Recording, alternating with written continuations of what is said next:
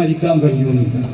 അപ്പൊ ശരീഅത്ത് പ്രായോഗികമാക്കണമെങ്കിൽ അതിനെന്ത് അനിവാര്യമാണ്? ദിക്ർ അല ദവാം അനിവാര്യമാണെന്ന് മുഅ്മിനീങ്ങളെ എന്ന് വിളിച്ചുകൊണ്ട് അല്ലാഹു തആല നമ്മളെ ഉത്ബോധിപ്പിച്ചതാണ്. നിങ്ങൾക്ക് പരിശുദ്ധ ഇസ്ലാമിൻ്റെ ബാഹ്യമായ നിയമങ്ങളാകുന്ന ശരീഅത്ത് നിങ്ങളുടെ ജീവിതത്തിൽ പകർത്താൻ സാധിക്കണമെങ്കിൽ, ഇസ്ലാമിൻ്റെ വിധിവിലക്കുകൾ ഉൾക്കൊള്ളാൻ സാധിക്കണമെങ്കിൽ ദിക്ർ അല ദവാം, എപ്പോഴും അള്ളാഹുവിൻ്റെ ഓർമ്മ നിങ്ങളുടെ ഖൽബിൽ വേണം.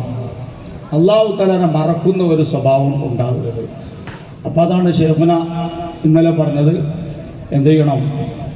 ദസ്ത് ബക്കാർ ദിൽ ബയാർ. ബഹുമാനപ്പെട്ട ശൈഖുന നൂറുൽ മശായിഖ് ഖദ്ദസല്ലാഹു സിർറഹുൽ അസീസ് പറഞ്ഞ ഒരു വചനം ശൈഖുന ഇന്നലെ പ്രത്യേകം നമ്മളെ മുമ്പിൽ ഉണർത്തി.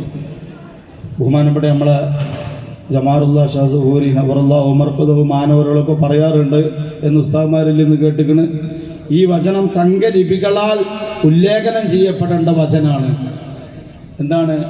ഭാര്യനെ അടുത്തിരുത്തിക്കോ, മക്കളെ മടിയിലിരുത്തിക്കോ, പണം പോക്കറ്റിൽ വെച്ചോ, ഖൽബിൽ അള്ളാഹു മാത്രം. പരിശുദ്ധ ദീനിൻ്റെ ആകത്തുകയാണ് ഖൽബിൽ.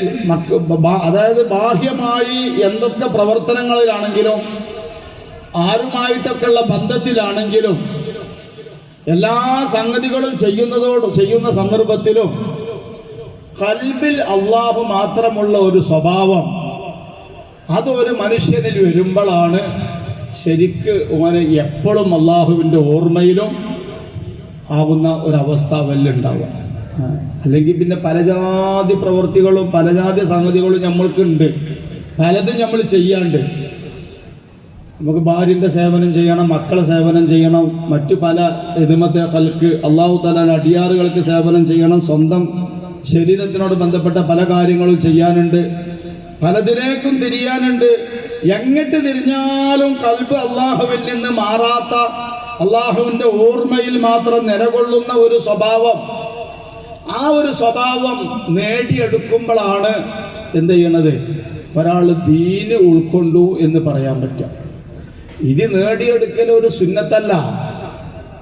ഇങ്ങനൊരു സ്വഭാവം നേടിയെടുത്തിട്ടില്ലെങ്കിൽ അവൻ കാലാകാലം നഷ്ടക്കാരനാണ് എന്നാണ് പരിശുദ്ധ ഖുർആൻ സൂചിപ്പിച്ചത്. ശൈഖുനാ വിഷയം നൂരിയാബാദിൽ വെച്ച് കണ്ട് കഴിഞ്ഞ പ്രാവശ്യം നമ്മളോട് ഉണർത്തി. അല്ലാഹു സുബ്ഹാനഹു വ തആല പറഞ്ഞതാണ്, എല്ലാ വെള്ളിയാഴ്ച നമ്മൾ കേൾക്കുന്ന സൂറത്താവുന്ന സൂറത്തുൽ മുനാഫിഖൂൻ സൂറത്തിലൂടെ അല്ലാഹു തആല നമ്മളെ പഠിപ്പിച്ചതാണ്. യാ അയ്യുഹല്ലദീന ആമനൂ ലാ തുൽഹിക്കും അംവാലുക്കും വലാ ഔലാദുക്കും അൻ ദിക്രില്ലാഹ് വമൻ യഫ്അൽ ദാലിക ഫൗലായിക ഹുമുൽ ഖാസിറൂൻ.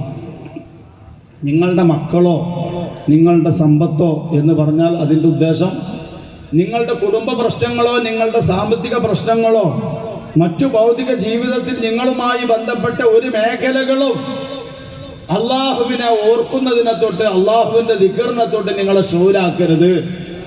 അപ്പൊ നിങ്ങൾ ഭൗതിക ജീവിതത്തിൽ ഏത് മേഖലയിലായാലും ഏത് പ്രവൃത്തിയിലായാലും അപ്പോഴൊക്കെ നിങ്ങളെ ഖൽബിൽ നിങ്ങളുടെ റബ്ബിൻ്റെ ഓർമ്മ വേണം. റബ്ബുമായിട്ട് ഖൽബ് ബന്ധിതനായും കൊണ്ട് മാത്രമേ എന്ത് കാര്യങ്ങളും ചെയ്യാവൂ എന്ന് അല്ലാഹു തആലാന്റെ കൽപ്പനയാണ്. അങ്ങനെ ആവാതിരിക്കരുത്. അത് അല്ലാഹു തആല അതിനെത്തൊട്ട് കർശനമായി വിരോധിക്കണം. എന്നിട്ട് പിന്നെ അല്ലാഹു സുബ്ഹാനഹു വ തആല പറയുന്നത് എന്താണ്? വമൻ യഫ്അൽ ദാലിക ഫഉലൈക ഹുമുൽ ഖാസിറൂൻ. അങ്ങനെ അല്ലെങ്കിൽ അവൻ നഷ്ടക്കാരനാണ്.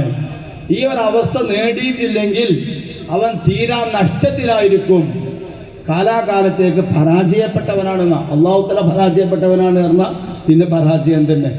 ഫൗലായിക അക്കൂട്ടര് ഹും അവർ മാത്രമാണ് അൽ ഖാസിറൂന നഷ്ടപ്പെട്ടവർ, പരാജയപ്പെട്ടവർ എന്നാണ് അല്ലാഹു സുബ്ഹാനഹു വ തആല പറയുന്നത്. അപ്പോൾ അത് വളരെ ഗൗരവത്തിലെടുക്കേണ്ട ഒരു വിഷയമല്ലേ?